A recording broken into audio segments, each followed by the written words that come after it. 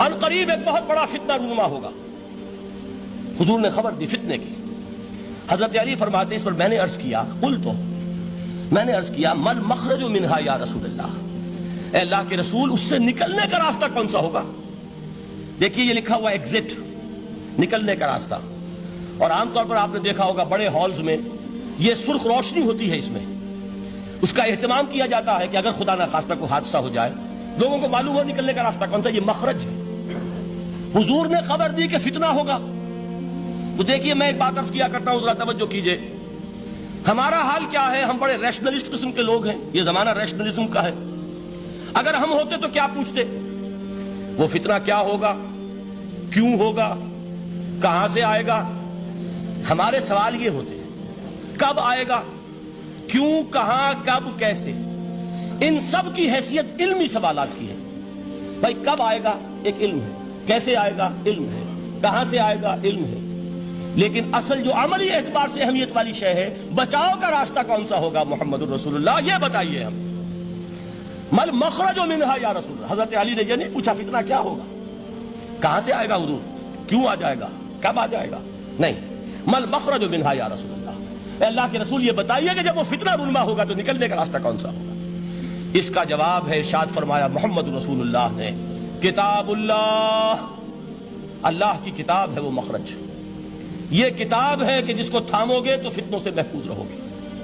اس کے بعد آپ فرماتے ہیں فیہ نبأ ما قبلکم وخبر ما بعدکم وحکم ما بینکم، اس میں تم سے پہلوں کی بھی خبریں موجود ہیں، عاد اور سمود اور قوم نوح اور قوم ہود اور قوم لوط اور قوم صالح اور آل فرعون، یہ کون ہے؟ من قبلکم، تم سے پہلے، وفیہ خبر ما بعدکم، جو کچھ تمہارے بعد ہونے والا ہے اس کی خبریں بھی موجود ہیں، لیکن وہ کیسے ہوں گی؟ وہ بٹوین دی لائنز ہوں گی، وہ بین السطور ہوں گی۔ ان کے لیے انسان کو، آپ کو معلوم ہے ایک عبارت میں سطور ہوتی ہے اور ایک درمیان میں ہوتا ہے، ان کے کچھ لکھا ہوا نہیں ہوتا۔ You have to read between the lines. قرآن میں بعد میں آنے والے حالات بھی درج ہیں، لیکن اس طرح نہیں جیسے کہ پچھلے حالات درج ہیں۔ اس کے لیے ذرا ان ڈیپتھ پونڈرنگ اوور، غور و فکر اور تدبر کی ضرورت ہوگی۔ وَحُکْمُ مَا بَيْنَكُمْ، اور جتنے اختلافات تمہارے اندر پیدا ہوں گے تا قیام قیامت، ان سب کا فیصلہ بھی اس کتاب میں موجود ہے۔ وَهُوَ حَبْلُ اللَّهِ الْمَتِينُ وَهُوَ الذِّكْرُ الْحَكِيمُ، یہی تو ہے، وَهُوَ الصِّرَاطُ الْمُسْتَقِيمُ، سیدھا راستہ، اور کون سا؟ یہی قرآن تو ہے۔ ہر رکعت میں کہتے ہو اهْدِنَا الصِّرَاطَ الْمُسْتَقِيمُ، اور قرآن دیا ہوا ہے اس پر غور نہیں کرتے۔ عجیب تماشا ہے ہمارا، نماز کی ہر رکعت میں اهْدِنَا الصِّرَاطَ الْمُسْتَقِيمُ، اور حضور فرمایا وَهُوَ الصِّرَاطُ الْمُسْتَقِيمُ، صراط مستقیم یہ قرآن ہی تو ہے، الذکر الحکیم یہ قرآن ہی تو ہے، وَهُوَ حَبْلُ اللَّهِ الْمَتِينُ، اور یہی ہے اللہ کی مضبوط رسی۔ آپ نے قاری صاحب سے وہ آیات سنی سورہ آل عمران کی، وَاعْتَصِمُوا بِحَبْلِ اللَّهِ جَمِيعًا وَلَا تَفَرَّقُوا، اللہ کی رسی کو مضبوطی سے مل جل کر تھامو اور تفرقے میں مبتلا نہ ہو۔ تفرقہ ہوگا تو کیا ہوگا؟ تمہاری ہوا اکھڑ جائے گی۔ آج آپ کو معلوم ہے دول عرب اگر یہ یکجا ہو جائیں، ایک دن کے لیے اسرائیل قائم نہیں رہ سکتا، امریکہ نہیں، امریکہ کا باپ اسے قائم نہیں رکھ سکتا۔ اگر امت عرب ہی جمع ہو جائے، عالم اسلام تو بڑی شے ہے، جو وسائل ان کے پاس ہیں، جو اللہ تعالیٰ نے ان کو نعمتیں عطا فرمائی، لیکن افتراق، انتشار، اختلاف، جتھے بندی، گروہ بندی، دھڑے بندی، اس نے اسرائیل کا خنجر ان کے سینے میں پیوست کیا ہوا، اس لیے کہ فَتَذْهَبَ رِيحُكُمْ، اگر تم اختلاف کرو گے تو تمہاری ہوا اکھڑ جائے گی۔ آج وہ ہوا اکھڑ چکی ہے۔ تو فرمایا وَاعْتَصِمُوا بِحَبْلِ اللَّهِ جَمِيعًا وَلَا تَفَرَّقُوا، اللہ کی رسی کو مضبوطی کے ساتھ مل جل کر تھامو اور تفرقے میں مت پڑو۔ حضور فرما رہے ہیں وہ اللہ کی رسی کون سی؟ ہوا حبل اللہ المتین، یہی قرآن ہے اللہ کی مضبوط رسی۔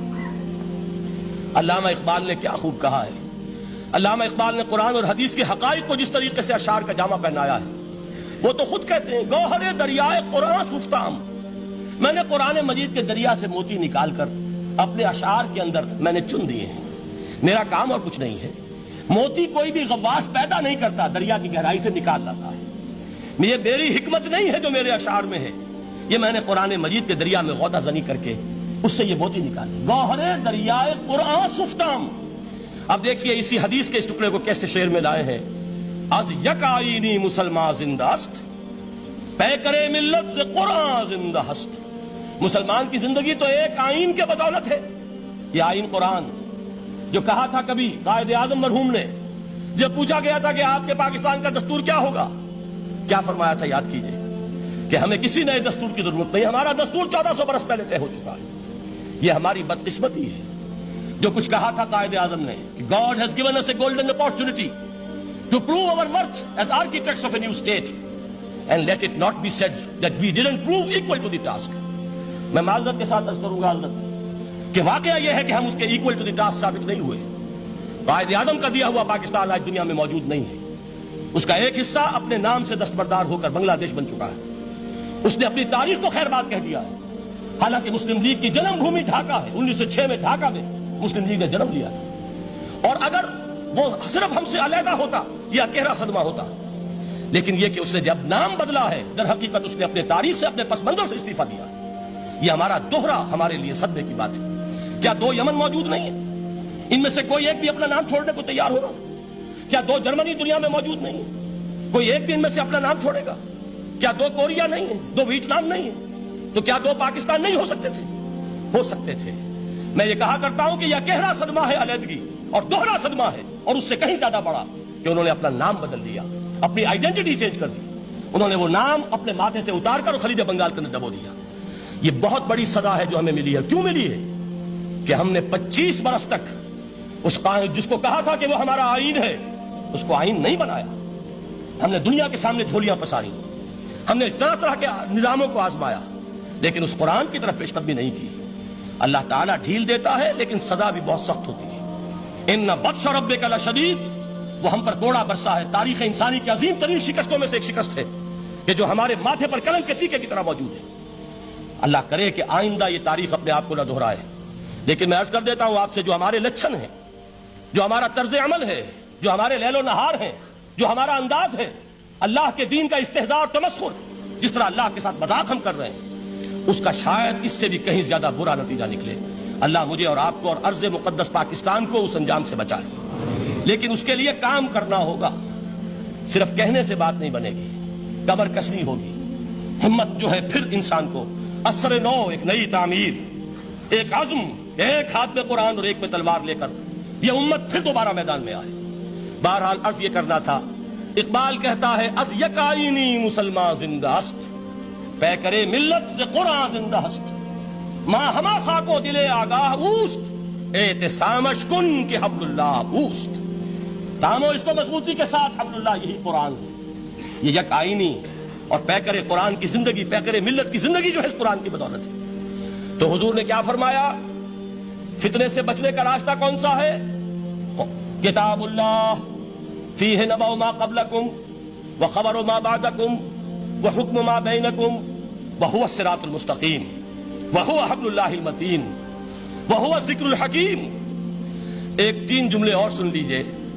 هو الذی لا یشبع منہ العلماء ولا یخلق عن کثرت الرد. یہ قرآن وہ شے ہے جس سے اہل علم کبھی سیر نہ ہو سکیں گے. ولا تنقضی عجائبہ, اس کے عجائب کبھی ختم نہیں ہوں گے. یہ ہیروں کی وہ کان نہیں ہے کہ جو کبھی خالی ہو جائے کہ سارے ہیرے نکل چکے, اب مزید ہیرے نہیں ہیں. نہیں, علم اور حکمت کے ہیرے اور ہدایت اور حکمت کے موتی اس میں سے ابد الآباد تک نکلتے رہیں گے. ضرورت صرف کھودنے کی ہے. میں نے وہ لفظ استعمال کیا تھا. آج کا قرآن کھودنا ہوگا. آج کی ہدایت اس قرآن سے نکالنی ہوگی. قرآن جب نازل ہوا آن دی سرفیس, بالکل ظاہر وہ تھی اس کی ہدایت جو اس دور کے لیے ضروری تھی. ہمیشہ کی ہدایت اس کے اندر رکھ دی گئی ہے, اس میں مضمر ہے, اس میں چھپی ہوئی ہے. اس کے لیے تدبر کی ضرورت ہے. کتاب انزلناہ الیک مبارک لیدبروا آیاتہ